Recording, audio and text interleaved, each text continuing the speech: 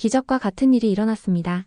유럽에서도 미국에서도 불가능이라 불렸던 아이의 생명을 단 한 나라에서 가능성이란 이름으로 품었습니다. 독일 외교관 클라우디아는 딸아이의 시한부 6개월 진단에 좌절했습니다. 모든 병원이, 모든 의료진이 고개를 저었을 때 지구 반대편에 언어도, 문화도, 혈연도 다른 나라가 한 어머니와 아이를 구했습니다. 그것은 단순한 의료기술의 기적이 아니었습니다. 사람이 사람을 살리는 나라. 이 이야기는 대한민국에서 기적을 마주한 한 외국인 가족의 실화 기반 감동사연입니다. 그리고 우리가 왜 이 나라를 사람 사는 나라라고 부르는지 다시 한번 떠올리게 만드는 이야기이기도 합니다. 그 전에 1초면 누를 수 있는 구독, 좋아요 버튼을 꾹 눌러주시면 영상 제작에 큰 힘이 됩니다. 저는 클라우디아 슈나이더입니다. 독일 외교부에서 15년 근무한 외교관이죠. 화려한 직함 뒤에는 10살 딸 릴리를 홀로 키우는 싱글맘이라는 일상이 있었습니다. 그날도 평범한 아침이었어요. 릴리를 학교에 데려다주고 대사관으로 출근하는 길이었어요. 엄마, 오늘 가슴이 좀 아파요. 릴리의 말에 그저 감기려니 생각했죠. 하지만 이틀 연속 같은 말을 하자 소아과에 데려갔습니다. 의사는 심장 소리가 이상하다며 종합병원 검사를 권했어요. 베를린 유니버시티 병원에서 정밀 검사를 받던 날, 제 인생이 완전히 뒤바뀌었습니다. 카를 밀러 교수는 릴리의 심장 MRI 영상을 보여주며 매우 희귀한 자가면역 심장 질환이 발견되었다고 했어요. 심장 근육을 자신의 면역 체계가 공격하고 있으며 생존 확률은 20% 정도라고 했죠. 그 순간 주변의 모든 소리가 사라졌습니다. 눈앞이 캄캄해졌어요. 독일에서는 이런 케이스의 수술을 시도한 적이 없다는 밀러 교수의 말에 절망감이 밀려왔습니다. 하지만 제가 외교관으로서 배운 것이 있다면 항상 다른 선택지를 찾는 것이었죠. 유럽 외에는요. 미국이나 다른 나라에서는 밀러 교수는 잠시 생각하더니 서울대 병원 소아심장센터에서 비슷한 케이스를 다룬다는 논문을 본 적이 있다고 했습니다. 그 순간 5년 전 주한독일 대사관에서 근무했던 기억이 떠올랐어요. 한국 외교관 김재훈 씨가 했던 말이 생각났습니다. 우리 한국은 마지막을 포기하지 않는 나라입니다. 특히 아이들에 관해서는요. 병원을 나오며 한국행을 결심했습니다. 그곳이 릴리의 마지막 희망이라면 저는 무슨 일이 있어도 그 희망을 붙잡을 것입니다. 집으로 돌아와 릴리를 재우고 밤새 인터넷을 뒤졌어요. 서울대 병원 소아심장센터의 모든 정보를 찾아봤죠. 간절한 마음으로 이메일을 보냈습니다. 다음 날 출근해 상사에게 상황을 설명하고 휴직을 요청했죠. 모두가 만류했지만 제 마음은 이미 정해졌습니다. 외교관으로서의 경력, 베를린에서의 안정된 삶, 모든 것을 뒤로하고 딸을 살리기 위해 지구 반대편으로 떠나기로 했어요. 그날 저녁 서울대 병원에서 독일어로 답장이 왔습니다. 릴리의 사례를 검토한 결과 수술 검토가 가능하니 가능한 빨리 내원하라는 내용이었어요. 작은 희망에 눈물이 쏟아졌습니다. 휴직 신청서를 제출한 다음 날 외교부 동료들의 반응은 예상대로였습니다. 걱정과 의문이 섞인 시선들. 15년 커리어를 중단하는 결정이 쉽지 않았지만 그 순간 저는 외교관이 아닌 엄마였어요. 독일 보건부에서도 연락이 왔습니다. 공식적으로는 도움을 주겠다고 했지만 한국은 고위험 수술 승인 절차가 느리고 외국인이라면 더욱 어려울 수 있다는 우려도 함께 전달했어요. 그런 말들이 저를 흔들지 못했습니다. 저는 외교관으로서 가진 모든 인맥을 총동원했어요. 주한독일 대사관 동료들에게 연락해 도움을 요청했죠. 출발 전날 릴리의 주치의 밀러 교수가 병원으로 불렀습니다. 릴리의 상태가 생각보다 빠르게 악화되고 있었어요. 장거리 비행은 릴리의 심장에 부담을 줄 수 있으니 산소호흡기가 필요할 거라고 했죠. 저는 모든 준비를 마쳤습니다. 산소통, 응급약, 의료 기록 번역본까지. 외교관으로서의 경험이 이런 위기 상황에서 빛을 발했어요. 집을 정리하고 릴리에게 필요한 물건들을 챙겼습니다. 얼마나 오래 한국에 머물지 알 수 없었기에 가능한 한 많은 것을 준비했어요. 출발 당일 프랑크푸르트 공항에서 인천행 비행기를 기다리며 마지막 이메일을 확인했습니다. 서울대 병원 정민우 교수의 메일이었어요. 도착하면 바로 병원으로 오라는 내용이었죠. 그 순간 처음으로 안도감이 들었습니다. 누군가가 저희를 기다리고 있다는 사실이 큰 위안이 되었어요. 비행기 안에서 릴리는 대부분 잠을 잤습니다.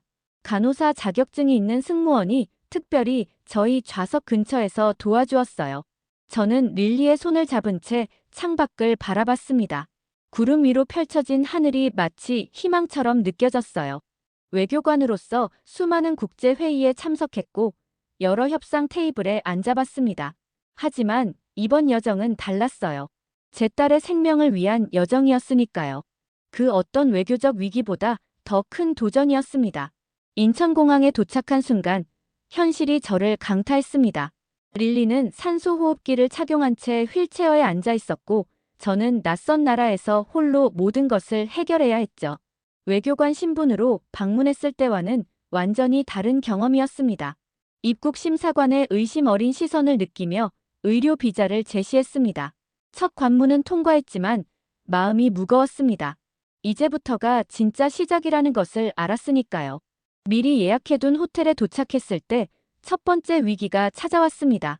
관리인이 릴리의 상태를 보더니 의료 장비를 사용하는 손님은 받기 어렵다며 난색을 표했어요. 다른 투숙객들이 불편해할 수 있다는 이유였죠. 번역 앱으로 대화를 나누며 절망감이 밀려왔습니다. 피곤한 릴리를 안고 서 있는데 갈 곳이 없어진 거예요. 서울대 병원에 연락했더니 30분 후 박지은이라는 국제진료센터 간호사가 호텔 앞에 나타났습니다. 박지은 간호사는 제 상황을 듣고 즉시 도움을 주었어요. 그녀의 도움으로 병원 근처 원룸을 구할 수 있었습니다. 작지만 깨끗한 공간이었죠. 다음 날 아침 릴리를 병원으로 데려가기 위해 준비하는데 문제가 생겼습니다. 릴리의 휠체어가 비행 중 손상되었던 거예요. 당장 병원에 가야 하는데 방법이 없었죠. 절망적인 순간 옆방 사는 아주머니가 문을 두드렸습니다. 그녀는 제 상황을 알아챘는지 아들이 지방 근무 중이라 당분간 사용하지 않는 접이식 휠체어를 빌려주겠다고 했어요. 낯선 이방인에게 보여준 이런 따뜻함이 저를 감동시켰어요. 병원으로 향하는 길 릴리는 주변을 호기심 어린 눈으로 바라봤습니다. 아픈 상황에서도 새로운 환경에 대한 호기심은 여전했죠. 한글 간판을 가리키며 글자들이 춤추는 것 같다고 말하는 릴리의 순수한 관찰력에 미소 지었어요. 서울대병원에 도착했을 때 박지은 간호사가 입구에서 기다리고 있었습니다.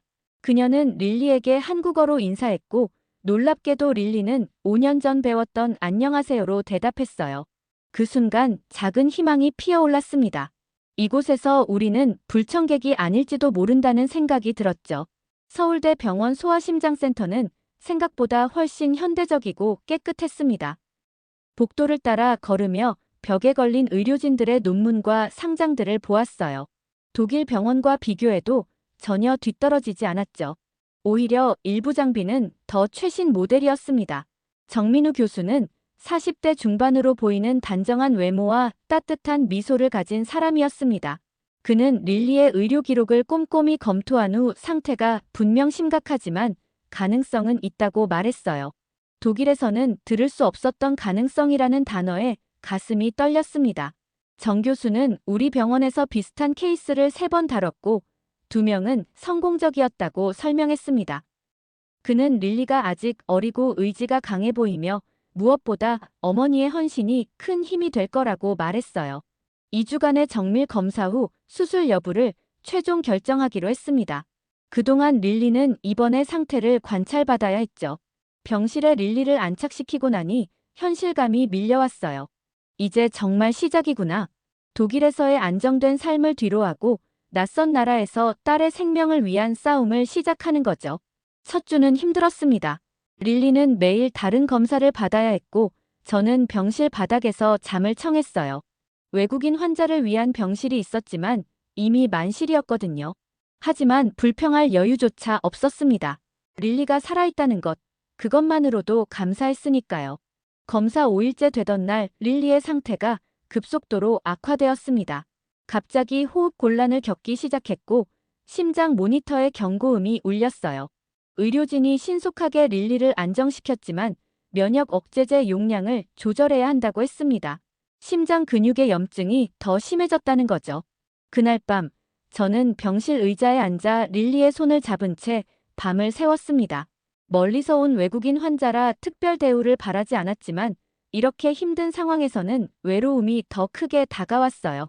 새벽녘 박지은 간호사가 조용히 병실 문을 열고 따뜻한 차와 샌드위치를 건네주었습니다. 그녀의 친절함에 눈물이 났어요. 박지은 간호사는 외국인 환자 지원 프로그램을 제 허락도 없이 신청해 놓았다고 했습니다. 통역 서비스부터 심리 상담까지 제공하는 프로그램이었죠. 그날 오후 병원 의료진 회의가 있었습니다. 정민우 교수의 초대로 저도 참석했어요. 의사들은 릴리의 케이스를 논의했고 일부는 외국인 환자라 사후 관리도 문제고 성공률도 낮다며 병원의 평판을 고려해야 한다고 했습니다. 하지만 정민우 교수는 국적은 중요하지 않으며 우리 앞에 있는 건 살려야 할 한 생명이라고 단호하게 말했어요. 그 순간 희망을 보았습니다. 이곳에서 릴리는 단지 외국인 환자가 아니라 구해야 할 한 아이의 생명으로 여겨지고 있었어요. 수술 날짜가 확정되었습니다. 2주간의 정밀 검사 결과 릴리의 상태는 수술이 가능하다고 판단되었어요.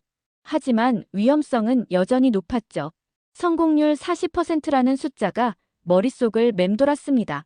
수술 전날 밤 릴리와 함께 병실에서 조용한 시간을 보냈습니다.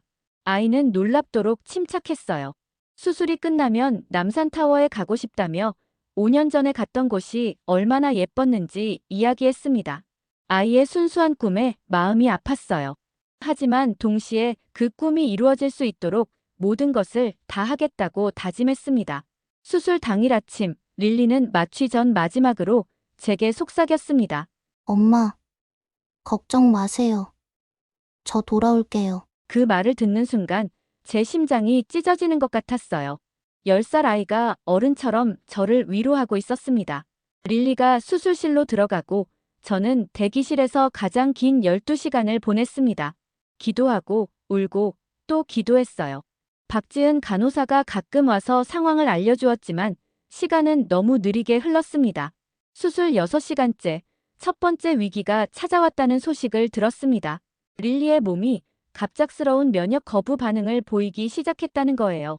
정민우 교수팀은 긴급 대책을 세우고 있다고 했습니다. 8시간째 두 번째 위기가 찾아왔어요. 수술 중 출혈 사고가 발생했다는 소식이었어요. 대혈관 이식을 시도하고 있다고 했습니다. 그 순간 제 다리에 힘이 빠졌어요. 대기실 의자에 주저앉아 눈물만 흘렸습니다. 마침내 12시간의 수술이 끝났을 때 정민우 교수가 수술복을 입은 채 대기실로 나왔습니다. 그의 표정은 읽을 수 없었어요.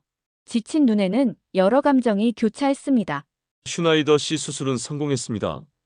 그 말을 듣는 순간 제 무릎이 꺾였습니다. 바닥에 무릎을 꿇고 울음을 터뜨렸어요. 정민우 교수는 제 어깨에 손을 얹으며 말했습니다. 릴리는 정말 강한 아이예요. 두 번의 위기를 모두 이겨냈습니다. 아직 안심할 순 없지만 가장 큰 산은 넘었어요. 수술 후 의료진 전체가 회복실 앞에서 박수를 쳤습니다. 그들의 얼굴에는 피로와 함께 성취감이 묻어났어요. 저는 그 자리에서 한국어로 처음 말했습니다. 감사합니다. 서툴렀지만 제 마음은 그 어느 때보다 진실했어요. 릴리는 중환자실에서 48시간을 보내야 했습니다. 그 시간 동안 저는 병원 채플에서 기도하고 카페테리아에서 잠시 눈을 붙이며 지냈어요. 독일 대사관에서도 연락이 왔고 대사님이 직접 병원을 방문해 주셨습니다. 슈나이더 씨, 정말 용감한 결정이었습니다. 필요한 것이 있으면 언제든 대사관에 연락하세요. 대사님의 말씀에 감사했지만 제 마음은 오직 릴리에게만 있었습니다. 중환자실 유리창 너머로 모니터와 튜브에 둘러싸인 작은 딸을 바라보며 이 모든 선택이 옳았다고 다시 한번 확신했어요. 중환자실에서 일반 병실로 옮긴 지 3일째 되던 날 릴리가 처음으로 또렷한 목소리로 말했습니다. 엄마, 숨 쉬는 게 쉬워요. 그 단순한 문장이 제게는 세상에서 가장 아름다운 말이었어요. 릴리의 얼굴에 약간의 혈색이 돌아왔고 눈빛도 점점 생기를 찾아갔습니다. 릴리의 회복 소식은 병원 내에 빠르게 퍼졌습니다. 놀랍게도 병원 게시판에 릴리 응원 메시지가 빼곡히 채워지기 시작했어요. 의료진뿐만 아니라 다른 환자들과 보호자들, 심지어 병원 근처 상점 주인들까지 메시지를 남겼습니다. 릴리야, 빨리 나와서 우리 가게에 와. 맛있는 떡볶이 해줄게. 용감한 독일 소녀, 한국에서 건강을 되찾길 바라요. 이런 따뜻한 메시지들이 릴리의 회복에 큰 힘이 되었습니다. 저는 매일 그 메시지들을 릴리에게 읽어주었어요. 아이는 그때마다 환하게 웃었습니다. 병원 주변 상가에서도 릴리를 위한 지원이 이어졌어요. 서점에서는 독일어 동화책을 기증했고, 식당에서는 매일 다른 한국 음식을 보내주었습니다. 심지어 병원 근처 미용실에서는 릴리가 퇴원할 때 무료로 머리를 예쁘게 해주겠다고 했어요. 한국에 있는 독일인 커뮤니티에서도 연락이 왔습니다. 그들은 릴리의 장기 치료를 위한 모금을 시작했고, 서울에서의 생활을 돕겠다고 제안했어요. 이런 도움의 손길이 낯선 나라에서의 불안감을 크게 덜어주었습니다. SNS를 통해 릴리의 이야기가 퍼지면서 한국 네티즌들의 응원도 이어졌어요. 누군가는 병원 로비에 릴리를 위한 모금함을 설치했고, 많은 사람들이 작은 정성을 보태주었습니다. 정민우 교수는 회진 때마다 릴리에게 한국어 단어를 하나씩 가르쳐 주었어요. 릴리는 놀라운 속도로 배웠고, 간단한 인사말과 감사 표현을 할 수 있게 되었습니다. 릴리는 우리 모두의 딸입니다. 정민우 교수의 이 말은 제 마음에 깊이 새겨졌어요. 국적과 인종을 넘어 한 아이의 생명을 살리기 위해 모두가 힘을 모으는 모습이 감동적이었습니다. 릴리의 회복은 의학적으로도 놀라운 것이었습니다. 수술 후 3주 만에 자력으로 걷기 시작했고, 산소 공급 없이도 안정적인 상태를 유지했어요. 의료진은 이런 빠른 회복이 릴리의 강한 의지와 주변의 따뜻한 지지 덕분이라고 말했습니다. 엄마, 나 정말 나아지고 있어요. 그쵸? 릴리의 질문에 저는 고개를 끄덕였습니다. 그리고 처음으로 마음 깊은 곳에서 안도감을 느꼈어요. 우리는 옳은 선택을 한 것이었습니다. 퇴원을 일주일 앞두고 독일 외교부에서 연락이 왔습니다.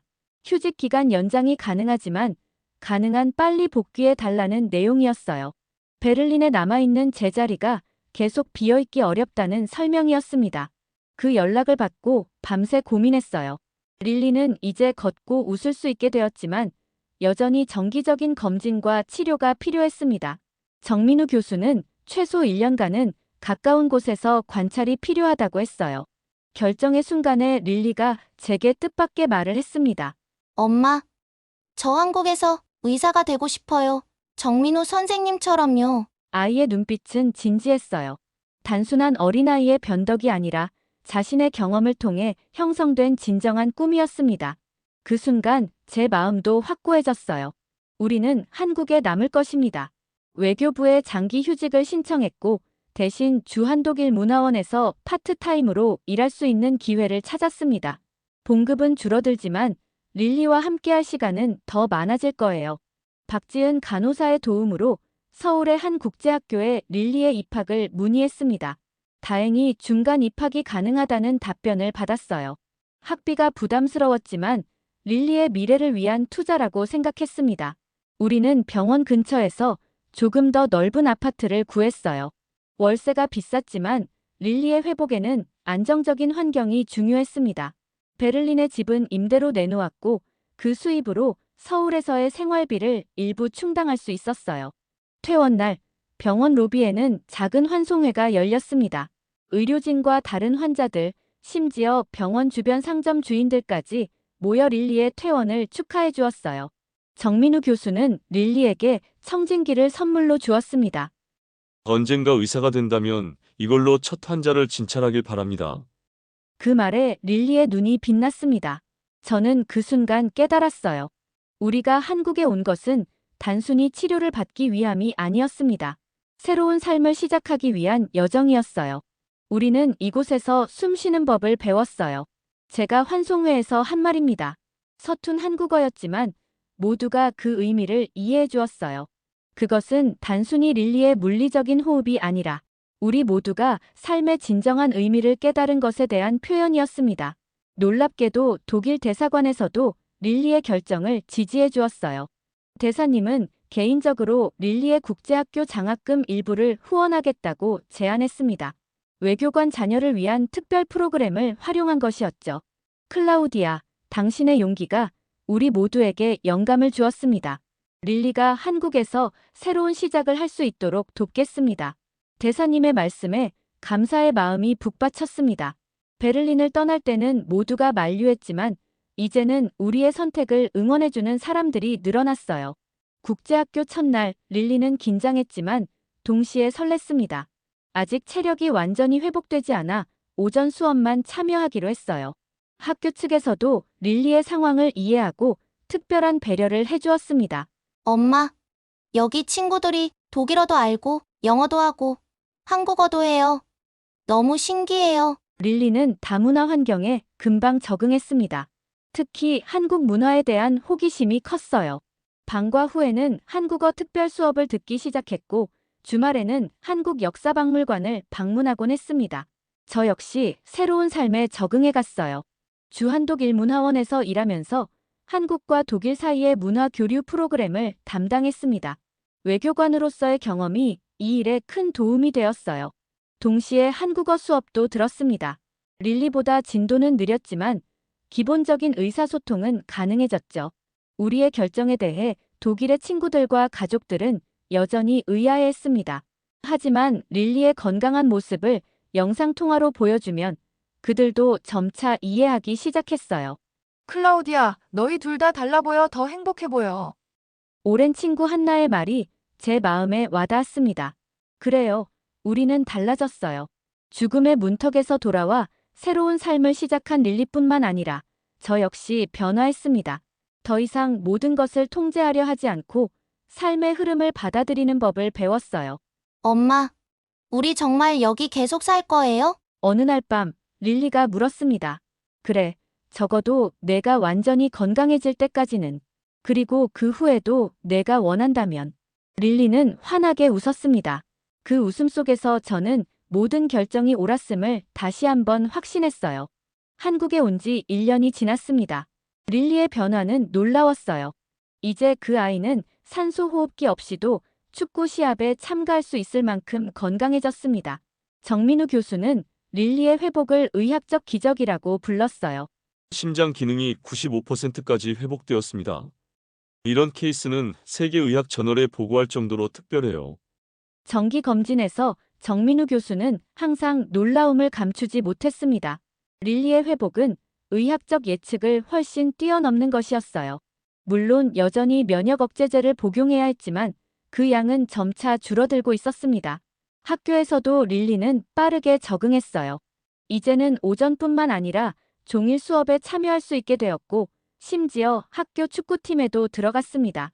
한국어 실력도 놀라울 정도로 향상되어 이제는 간단한 대화를 한국어로 할 수 있게 되었어요. 저 역시 변화했습니다. 주한독일문화원에서의 일이 점차 확대되어 이제는 한국과 독일 사이의 의료 협력 프로그램도 담당하게 되었어요.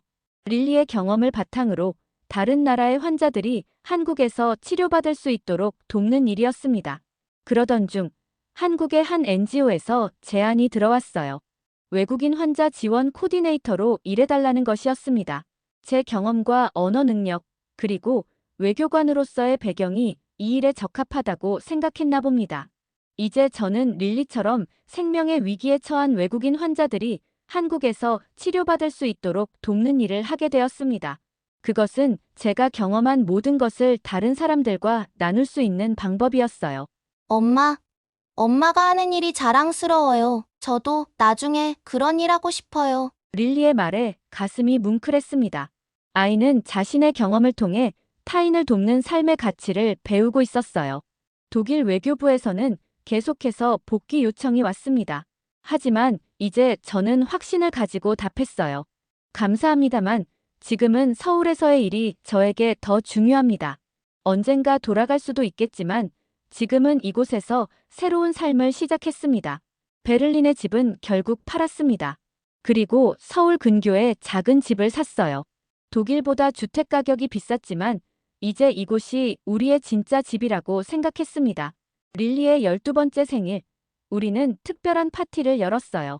정민우 교수와 박지은 간호사, 국제학교 친구들, 그리고 이웃들까지 모두 초대했습니다. 그날 밤 옥상에서 서울의 밤하늘을 바라보며 릴리가 말했어요. 엄마, 이곳이 우리 집이에요. 그 단순한 문장이 제 마음을 따뜻하게 했습니다. 그래, 이곳이 우리 집이에요. 처음에는 생명을 구하기 위해 왔지만 이제는 삶을 살기 위해 머무는 곳이 되었습니다. 어느 날 독일 방송국에서 인터뷰 요청이 왔어요. 릴리의 이야기가 독일에서도 알려졌다며 성공적인 국제의료 협력 사례로 다큐멘터리를 만들고 싶다는 내용이었습니다. 인터뷰 중 기자가 물었어요. 슈나이더 씨, 전직 외교관으로서 한국에 남기로 한 결정이 쉽지 않았을 텐데 후회는 없으신가요? 저는 잠시 생각하다 대답했습니다. 내가 숨 쉴 수 있는 나라는 한국뿐이었습니다. 그것은 단순히 릴리의 심장이 이곳에서 다시 뛰게 되었다는 의학적 사실을 넘어서는 의미예요. 우리 모두의 영혼이 이곳에서 다시 숨쉬기 시작했습니다. 릴리는 이제 정기적으로 병원 자원봉사를 합니다. 외국인 환자 아이들을 위한 통역과 정서적 지원을 돕는 일이에요. 자신의 경험을 통해 다른 아이들에게 희망을 주는 일에 보람을 느낀다고 합니다. 엄마, 정민호 선생님이 제가 의대에 가면 추천서를 써주신대요. 릴리의 꿈은 점점 더 구체적으로 변해갔습니다. 의사가 되어 자신처럼 희망이 필요한 아이들을 돕겠다는 꿈이요. 그 꿈을 위해 릴리는 이제 한국어 공부에 더욱 열심입니다. 한국 의대에 진학하기 위해서는 완벽한 한국어가 필요하니까요. 때로는 독일이 그립기도 합니다. 특히 크리스마스 시즌이나 가족 생일에는 더욱 그래요. 하지만 그 그리움은 이제 우리를 괴롭히지 않습니다. 우리는 새로운 가족을 만들었으니까요. 혈연으로 맺어진 가족은 아니지만 생명의 위기에서 함께 손을 잡아준 사람들과의 연결은 어떤 혈연보다도 강합니다. 가끔 한강변을 산책하며 릴리에게 묻습니다. 독일이 그립지 않니? 가끔은 그리워요. 하지만 여기가 더 좋아요. 여기서 저는 다시 태어났으니까요. 그래요. 릴리는 이곳 한국에서 다시 태어났습니다. 그리고 저 역시 마찬가지예요. 외교관에서 엄마로, 그리고 다시 다른 이들을 돕는 사람으로 변화했습니다. 우리의 이야기는 이제 다른 이들에게 희망이 되고 있어요. 릴리가 받은 삶의 기회가 또 다른 이들에게 이어지고 있습니다. 때로는 가장 절망적인 순간이 가장 아름다운 시작이 될 수 있다는 것을 우리는 몸소 경험했으니까요. 서울의 밤하늘 아래 우리는 이제 확신합니다. 기적은 멀리 있지 않았어요. 기적은 바로 여기, 우리가 숨쉬는 이 순간, 우리가 서로를 돕는 이 순간에 존재합니다. 엄마, 우리 정말 행운아예요. 그쵸? 릴리의 질문에 저는 고개를 끄덕입니다. 그래요. 우리는 행운아예요. 하지만 그 행운은 우연히 찾아온 것이 아니라 절망 속에서도 희망을 찾으려 했던 우리의 용기와 낯선 이방인에게도 손을 내밀어준 사람들의 따뜻함이 만들어낸 것이었습니다. 이것이 우리의 이야기입니다. 한 독일 외교관과 그녀의 딸이 한국에서 찾은 새로운 삶, 그리고 그 과정에서 발견한 진정한 의미에 관한 이야기. 때로는 가장 먼 여정이 가장 가까운 곳으로 우리를 데려다 준다는 것을 우리는 이제 알고 있습니다.